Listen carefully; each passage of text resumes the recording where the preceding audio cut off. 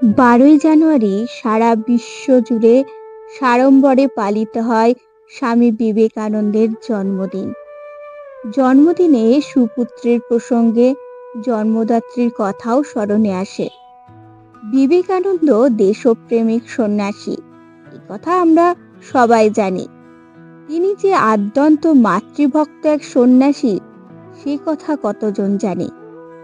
ভুবনেশ্বরী দেবীর পুত্র কামনায় বহু ব্রত উপবাসের ফসল তার ভুবন বিজয়ী পুত্রটি। স্বপ্ন দর্শনে তিনি জানেন যে স্বয়ং বীরেশ্বর শিব তার কাছে আবির্ভূত হবেন, কিন্তু শিবটি শৈশবে এত প্রবল দুরন্ত ছিলেন যে মাকে নাকানে চোবানি খাইয়ে ছাড়তেন। অষ্টপ্রহর তাকে সামলাতে দুজন ঝি তার সাথে ঘুরত। অথচ এমন যে দামাল ছেলে বিলে, তার কাছে কিন্তু শৈশব থেকেই মায়ের কথা ছিল শেষ সিদ্ধান্ত। নরেন্দ্রনাথ দত্তের দৃঢ় ব্যক্তিত্ব গড়ে ওঠে গর্ভধারিণীর প্রভাবেই।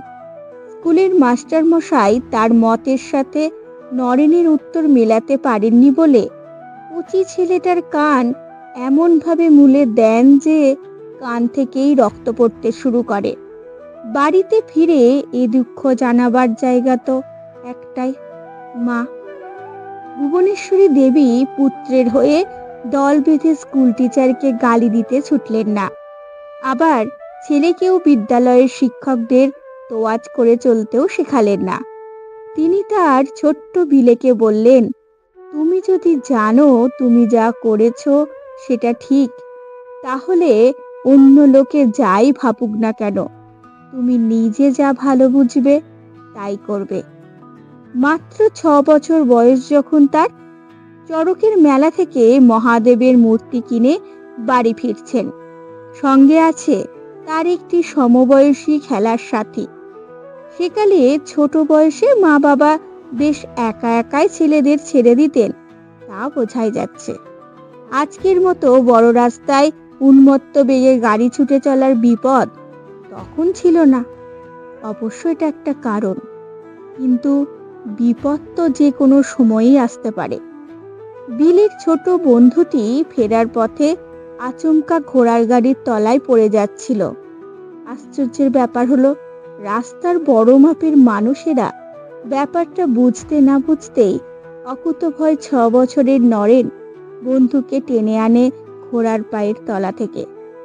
খবরটা শুনে ভুবনেশ্বরীর হয়তো অন্তরে শিহরিত হয়েছেন, হয়তোবা পরে চোখের জলে ভগবানকে ধন্যবাদ জানিয়েছেন।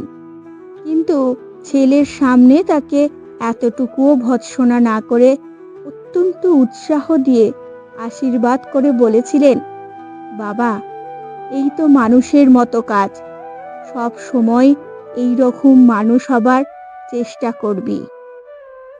ছেলেদের নৈতিক বলে বলীয়ান করতে মা সর্বদাই চেষ্টা করতেন। একই সাথে বিলের প্রথম বর্ণপরিচয় শিক্ষাও কিন্তু তার মায়ের কাছেই হয়েছিল। ভুবনেশ্বরী দেবী ছিলেন অত্যন্ত উদার এবং বিদ্যানুরাগী।